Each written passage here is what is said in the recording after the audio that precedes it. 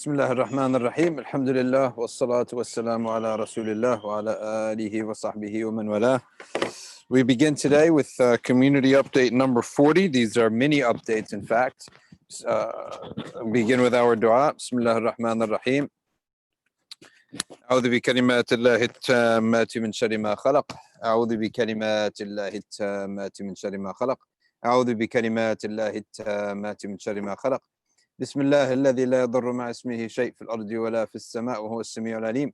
بسم الله الذي لا يضر مع اسمه شيء في الأرض ولا في السماء وهو السميع العليم. بسم الله الذي لا يضر مع اسمه شيء في الأرض ولا في السماء وهو السميع العليم. تحصنت بذي العزة واعتصمت برب الملكوت وتوكلت على الحي الذي لا يموت. اللهم اصرف عنا الوباء بلطفك يا لطيف إنك على كل شيء قدير. تحصنت بذي العزة واعتصمت برب الملكوت وتوكلت على الحي الذي لا يموت. اللهم اصرف عنا الوباء بلطفك يا لطيف إنك على كل شيء قدير. تحصنت بذي العزة واعتصمت برب الملكوت وتوكلت على الحي الذي لا يموت. اللهم اصرف عنا الوباء بلطفك يا لطيف إنك على كل شيء قدير. صلى الله على سيدنا محمد وعلى آله وصحبه وسلم. الحمد لله رب العالمين. We continue where we left off in the earlier session on As-Samiri. Now, one of the motives that As-Samiri had is that he had a little bit of envy for Prophet Musa alayhi salam.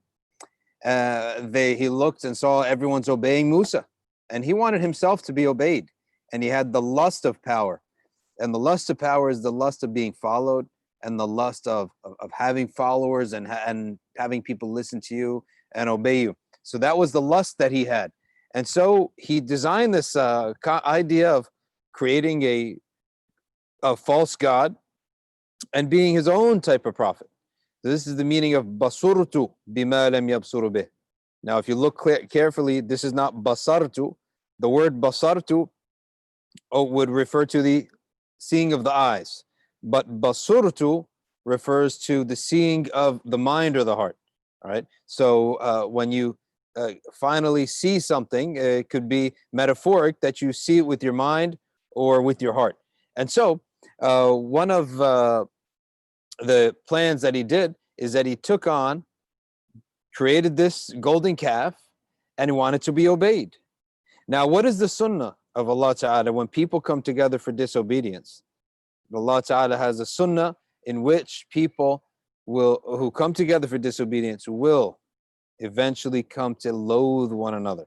Because when the moment of truth comes, now they blame each other for being on the short end of the stick. And so this is exactly what happened with the Samiri. And Sayyidina Musa alayhi salam cursed him as well and said, Inna laka fil hayati an taqula la misas. So how does Allah curse these people? He curses them simply by making them hate their own followers. That they lust for followers, they lust for them, they enjoy followers, right? And they enjoy having power over them, they enjoy being praised by them. So how does Allah curse them? He says, take the praise, but Allah Ta'ala will put hatred in the heart of that person for his own followers. Okay? And so Sayyidina Musa says, Inna laka fil hayati an taqula la misas. That your curse in this life is that you will end up saying, don't touch me. All right? Don't even come near me. You will come to despise these people. And it did happen that shortly after this fiasco of the golden calf was over, that he did, in fact, his heart turned and he started loathing his followers. He loathed his followers, and he would yell at them, "Don't come near me." Okay, and they shared in a mutual hatred of him, and for that reason, a Samiri ends up living all by himself. Okay, and so the idea of the Good Samaritan is a word that we know in English. It's based on this idea that the Samarites were the descendants of Samiri. He always lived away from Bani Israil. They never lived with them, always lived separate. And so they were a despised group. Now you might think, well, what's their fault? It's not their fault. It's their father's fault. When a man brings a curse down upon his on himself, his family share the consequences. When a man gets rich, who benefits? Everyone. He gets rich. The paychecks are written for him. But does his wife benefit? Yes. Does his kids benefit? Yes. Does his neighbors benefit? Yes. So they benefit because the guy has a nice house. These kids benefit. So the Samarites, the curse is they suffer the consequences even though they don't suffer the sins. Okay, so they don't suffer the sin of their father, but they definitely suffer the consequence of what their father did. All right. So this is and so the Samaritans, they were called, and they were always sort of rejected people. And for one of them to do something good, right, they call them the Good Samaritan type of thing. And anyway, that's a whole other subject. But in case you're interested in where we get this idea of the Good Samaritan, that's where we get the idea. But a Samiri ends up living all by himself, and Bani Israil goes on and moves on with their life. Okay, and so the lesson here: you come together to do something haram. What's going to end up happening? Guarantee 100, 1,000% is that people will eventually have a falling out, right? And they're not going to be friends anymore. Okay, and on Yawm al-Qiyamah, ba'dukum li ba'din adu. Everyone is an enemy. Okay, every one of you is an enemy, both in this life and on Yawm al-Qiyamah. So why did Allah say ba'dukum li ba'din adu? That shaitan is the enemy to the human being in this life. And then on Yawm al-Qiyamah, al-akhillau ba'duhum li ba'din adu illa al-muttaqin, that the people who are together, all people who are together, are enemies on Yawm al-Qiyamah, except if the reason for their being together was taqwa or deen in general. And this is what we said earlier this Friday, is that whenever the human being is described as a default, it's always in the negative. It's always in the negative. And then there's the exception is given.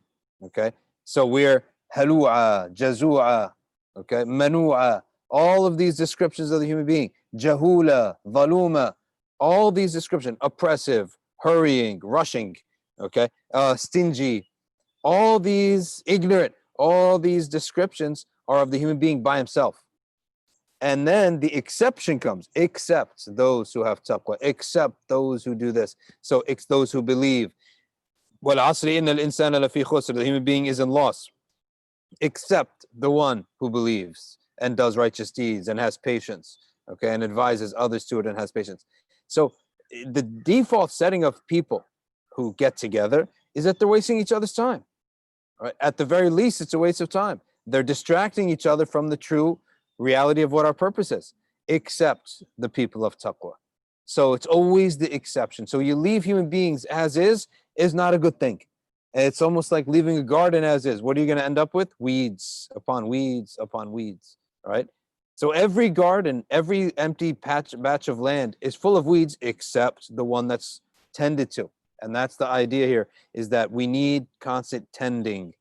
Our souls and our deen and our nafs need to be tended to all the time. Look at the Bani Israil. Sayyidina Musa left them for 40 days. They came back and they had undone the foundation. It's not like they were like lazy about salah. Look at when the Sahaba were, in a sense, given a reminder. أَلَمْ يَأْنِ لِلَّذِينَ آمَنُوا أَن تَخْشَعَ قُلُوبُهُمْ لِذِكْرِ اللَّهِ وَمَا نَزَلَ مِنَ الْحَقِّ. Isn't it time for the believers that their heart starts to soften again for what has descended from the truth? Right? This was advice given to the mu'mineen, right? But what had they done? They hadn't done anything. right? Except that Allah noticed a little bit of lack of enthusiasm in them. And so he said, isn't it time for your heart to soften and have awe for Allah again? So that was the mu'mineen. After years, and they hadn't stopped doing anything. They were still praying. They were still doing everything they should do, right? But Allah noticed a slight decrease in their enthusiasm for the deen and for the truth. So he sent them this reminder. Contrast that with the Bani Israil, where Sayyidina Musa, not even 1 month. And not only did they lose enthusiasm, they completely left off their deen completely. They apostated and worshipped a golden calf. Now let's take a look at another problem that the Bani Israil had. That other problem that Bani Israil had is that they were always trying to imitate the non-believers around them in the world. They were constantly obsessed with imitation. And the Prophet ﷺ disliked this from his own people. He disliked from the Sahaba that they imitate anybody. In fact, the Prophet always wanted Muslims to be distinct. So when we had to call the adhan, gather people for prayer, the Christians used a bell, the Jews used a horn, okay? So the Muslims were thinking, what are we going to use? Someone said sticks. Someone said, let's use a horn too. And finally, Sayyidina Umar and Sayyidina Abdullah ibn Zayd al-Ansari, they saw a dream in which the malaika taught them the adhan. And so we have a human voice. And isn't this far better? I mean, what happens if you're traveling? And you're going to carry a bell everywhere you travel? You're going to carry a horn, right? No, everyone's got a voice though. It's much easier to just use the human voice, okay? And every human voice sounds differently. Every horn sounds the same. A horn is a horn and a bell is a bell. But human voices can sound different, so it's far better. Prophet sallallahu alaihi wasallam, when he wanted to make our facial features of the Sahaba distinct, what did he do? He looked upon the Persians and he found their method is to have a big mustache, thick, big, twirly mustache, and no beard. The Christians, no mustache and no beard. The Yahud, big mustache and big beard. Okay? The Prophet ﷺ did something different. He said, trim your mustaches and grow your beard, so that you have a mustache that's trimmed, so that the upper lip is showing. And the Prophet said that the Yahud, their women actually did zina because the mustaches were constantly going over their mouth, over their lip. All right. And so their women didn't want to be with them anymore because it is poking them. Right. So they ended up wanting to go with youth whose mustaches weren't so thick yet. So we trim the mustache and we grow the beard. We look at how we pray. The Jews and Christians were famous for taking their shoes off when they pray. Okay, because Musa alayhi salam, when he was at the burning bush, was told by Allah,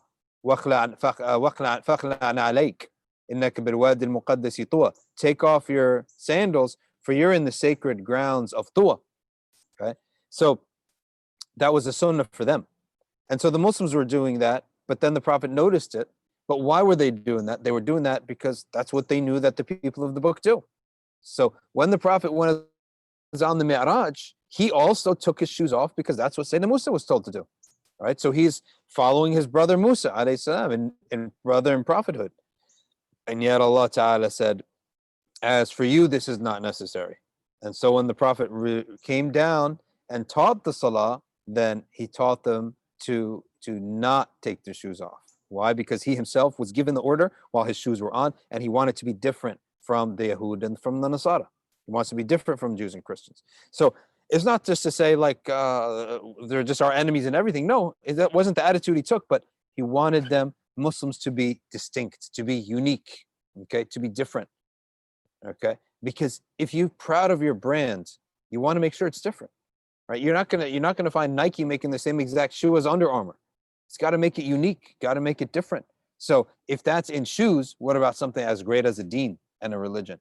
And so the Prophet, peace be upon him, at every turn you notice, he's always looking to make a little change. So Ashura, they fast 1 day, we'll fast 2 days. Always a little change and never imitating. Well, the Bani Israil had the disease of imitation still inside of them. And the day of the idols was Saturday. That was the day of the idols.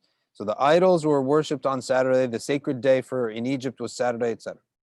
Now Allah Ta'ala came to them with Salah, came to them with their Jumu'ah. Okay. And their Jum'ah was short, just like ours. It was the exact Jum'ah that we have is what they were given to as a religion. But the leaders came and said, what is this Friday? We don't want Friday. We want Saturday, like everybody else. Okay. Like you look at Muslims today, we have a little bit of this disease. Okay. And it's imitation. Whatever anyone else in the world had, we have this complex where we have to have it too. Right? We need to have it too. And why? Oh, so that our kids don't yearn for it later on. So it's like built-in assumption that everyone, a future generation, is going to desire it, to imitate what everyone else has. Okay, so they have music videos, we got to make music videos. They have movies, we got to make movies. So et cetera, et cetera. So this imitation came at a cost. Allah Ta'ala granted them that, but it came at a cost. And that cost is, you get Saturday, but it's going to be the whole day, right? And that's when their Sabbath began, is that it was the whole day. Now, what's the problem with that? The problem with that is that, and they accepted it on a whim, just to be like them. But Allah Ta'ala very quickly shows us they regretted it. And why did they regret it? Simply because some people can't afford to take a full day off. Like who? People in the food business. They can't take a day off. You need to get the food all the time because food goes rotten, especially food like what? Like fish. And so Allah Ta'ala tested them. He tested them by making the waters heavy with fish on Saturday to see what they're going to do. And what did they do? Is they did something called a hila. Hila. Now, all this, we're not taught all these things just to be bashing people and to enjoy putting down other people.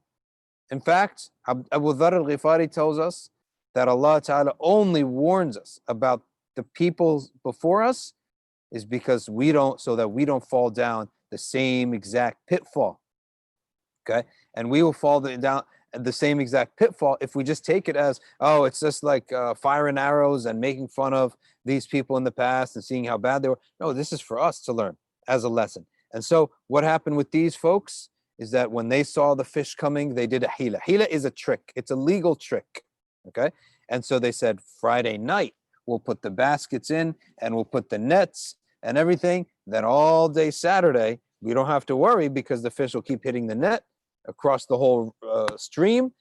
And on Sunday morning, we'll come out and we'll take all the fish. So they did this hila. So what is the chain reaction here? The chain reaction is you're not submitting to your prophet. You don't trust your prophet. Perfect. He gave you Jumu'ah. Just take it. Take it and don't ask questions. No. You want to be like other people. Okay? So you made a trade that you came to regret because of the lack of your submission. You ended up making a trade Saturday for the whole day. All right, that trade wasn't good for you. So what did you end up doing? Because that trade wasn't good for you. Instead of repenting back and saying, okay, actually we can't handle it, let's go back to Friday. No, you stuck your heels in and you end up engaging in legal trickery, right? So where is the origin of this legal trickery? Origin of it is that you actually don't trust your prophet. Okay? You didn't trust him. You are not submissive enough to your prophet. And in fact, the sifa of the mu'min should be the opposite. Is that قَالُوا سَمِعْنَا وَأَطَعْنَا? They say, we hear whatever the prophet says, we'll do it. No questions asked, right? We're not going to go ask for this detail, that detail, the other thing. We're not going to try to trade up for it. We're not going to trade it for something else. Whatever the prophet says, we'll just go do it as long as it fits those words, right? Least common denominator of the vocabulary of the commands. And as a result of that, Allah subhanahu wa ta'ala says, رَضُوا بِالْقَلِيلِ فَرَضِيَ اللَّهُ عَنْهُمْ بِالْقَلِيلِ. They were pleased with little. Oh, Muslims do this? Okay, let's just do it. Don't ask questions. Don't try to trade it in. Don't try to do anything. Accept it. Take it with an innocent heart and do the order that you're told. Okay? And as a result of that Allah Ta'ala is pleased with little from them. Allah is pleased with little ibadah from us. Okay? Muslims, the Sahaba, the Ansar, our real ethic does not come from the Muhajirin. The sacrifice and the leadership maybe, but the character of the Mu'mineen, that just comes from the Ansar. That's why the Prophet ﷺ said, if there was any city that I love the most, it's Mecca. But if there is all the people of the earth traveling one way and the Ansar going another way, I'd go the way of the Ansar. So as a people, who did the Prophet love? The Ansar, as a people. And the trait and the character of the Ansar was easygoing, innocent of heart. There's no trickery. There's no business. They're not business minded like the Quraysh. The Quraysh, they were blinded from the truth by business. And that's what business does. There's too many financial intertwining consequences that will result, from this new religion. And so they couldn't do it. They refused to do it. The Ansar were farmers. Farmers are used to relying upon Allah Ta'ala. Okay. Even if they were idol worshippers, but the Arabs in general had a concept that there is Allah, right? Even though they just worshipped idols to draw near to Allah. And the farmer needs divine help. Farmers by nature are religious. Why? Because the rain's not going to come by itself. You need to hope that the rain comes. You need to hope that locusts don't come. Okay? So you need a lot of hope when you're a farmer. You need a lot of patience. You're content with a simple life when you're a farmer. You're working all day. There's no fanciness in the life of a farmer. So they're not people of the dunya. All of these are attributes of the Ansar. They're farmer people, very simple people, right? And not simple doesn't mean simplistic. You have to realize this, right? Because the Arabs used to call the Bedouins, used to call them the uqala. Why? Because their intellects were clear from man-made concepts. And all they had was nature. So the Arabs used to actually call the Bedouins al-uqala, right? The clear intellected, those with clear intellects.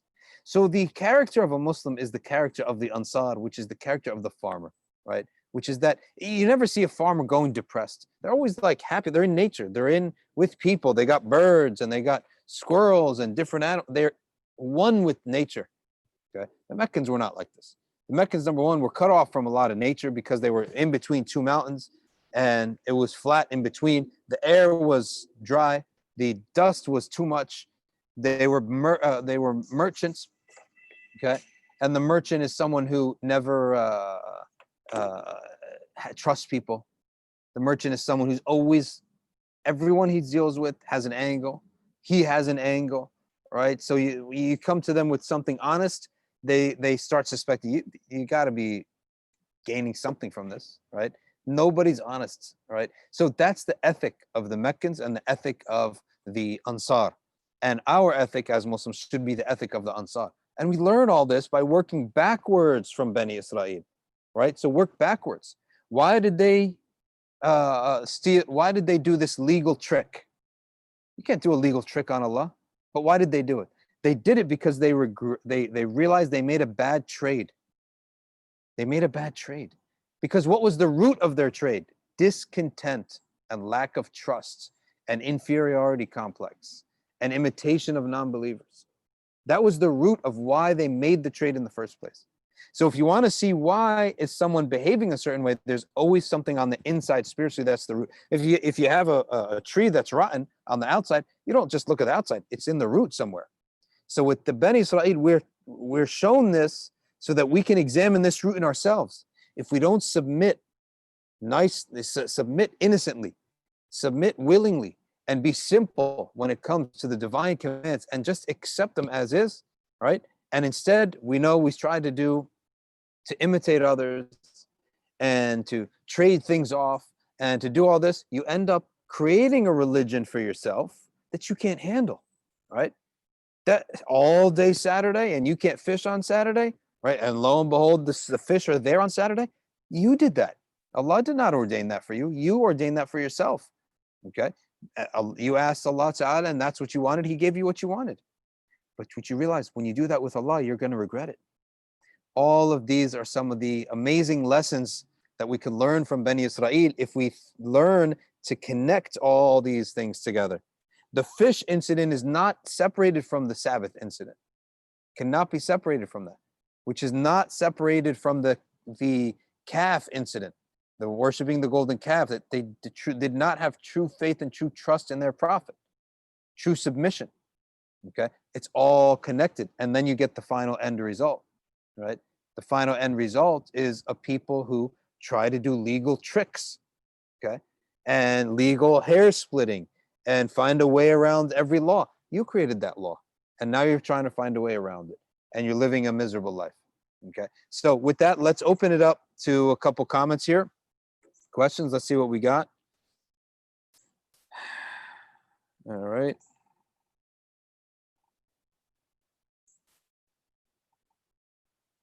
All right. So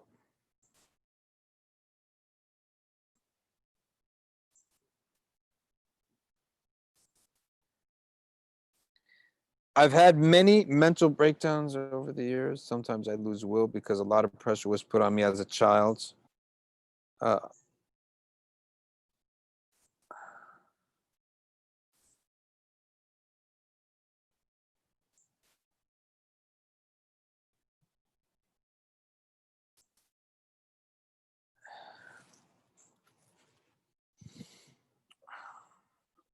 someone, their nafs has a type of difficulty with a ruling from Allah Ta'ala. We can answer this in a general way. And the answer is that a person has to think about the attributes of Allah Ta'ala. Before you think about the will and the commandments, by will of Allah, we mean the commands of Allah. You have trouble with some of the commands of Allah. What you actually have to do is you have to think about the attributes of Allah. Who is the one talking? Isn't he the wise? Isn't he the all-knowing? Isn't he the all-compassionate, all-merciful? When you contemplate and it settles in your heart who Allah is, then anything that he comes will be easy, whatever comes. Okay. If I was to tell you, who is somebody that everybody loves? I don't know who's somebody. I don't know who everybody loves, right? Let's say someone who everybody loves, all right? And that person now, someone you love, and now you learn that there's a command coming from that person that you love and adore and admire, okay? You're going to be thinking about the person. Whatever they command after that is accepted. So again, very simply, the answer is look at the attributes of Allah Ta'ala, the beautiful attributes of Allah Ta'ala, focus on them, ponder them deeply, and know that's who you're dealing with. So when the command of Allah Ta'ala comes, you accept it easy. In fact, the one who ponders on this correctly and it settles in his heart, he asks for more commands. He wants Allah to tell me what else to do so I can serve and do the work. Okay. Ummi Crafts says, Assalamu alaikum. Wa alaikum salam. Nice little thumbnail there.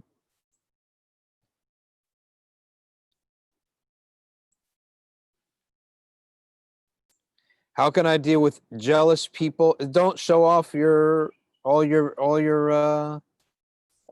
benefits, all your blessings. I mean, if you don't want a lot people to be jealous, don't show off all of your blessings at once. Tone it down. Be balanced. Right? Appear normal. Sheikh Muhammad al-Sha'rawi, he used to come out in the farmer clothes every once in a while. Not all the time. Every once in a while, he would come out and he would be on TV like twice a day. He'd come with the farmer clothes. And he used to say, I want, like, he used to always give an example that when he wants the people to say, wow, we have better clothes than him, right? Because, okay, he's a big scholar. He's on TV twice a day. He's very wealthy and he's got better clothes. No, so he toned it down a little bit. So he used to dress in normal clothes, right? And tone himself down.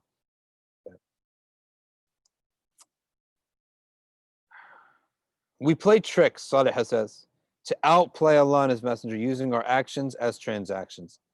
Yeah, well, if you're using your action sincerely as a transaction because Allah promised it and said, if you do this, I grant you this. Or that you're allowed to do nadhr. Nadhr is something that you say, oh Allah, I will do this. If this happens to me, then I will worship in this, this, and this. All right, if I pass my exams, I'll fast 3 days. If I do this, I'll give sadaqah of that amount. That's permissible. So those kinds of transactions are permissible. If it's about what's the hila, which is forbidden, is a trick to get around the law. Okay, to get around doing what you have to do, and that's where it's forbidden.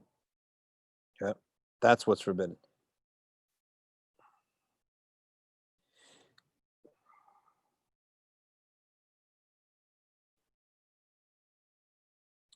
Do you think part of our ummah will return to the ways of agriculture or farming? Allah knows best. Allah knows best. Some people say that in the end of time, people will revert to what they were back in the beginning of time. Allah knows best. How can I get the link for the youth program tonight? I think what you have to do is you have to check the mbic.org website, and it should be there. All right, maybe on the Facebook page too. Have you ever thought about doing a book on Tasawwuf and a nice Maliki fiqh book like the Shama'il Muhammadiyah by Celebrate Mercy? Yes, we are stepping up our game. We are redoing. That's why all the books were taken off, except for the Science of Tajweed. They were taken off of Safina Press for that reason, so that we could review everything and do it all properly. So we are going to do that, inshallah, including a book on Tasawwuf too. All right, we have to stop now. The youth got to get on to the MBIC channel now, and they're going to commence after Salat al-Maghrib. So Jazakumullah khairan, everyone, for joining tonight on these mini community. Number 40, which is always one of those numbers. And who knows, I think we might be coming to a close soon as things slowly start to open up. But Jazakumullah khairan, subhanakallahumma wa bihamdik, nashhadu an la ilaha illa anta, nastaghfiruka wa natubu ilayk. Wal asri inna al-insana lafi khusr, illa alladhina amanu wa amilu as-salihat, wa tawasaw bil haqq, wa tawasaw bis sabr. Wassalamu alaykum wa rahmatullah.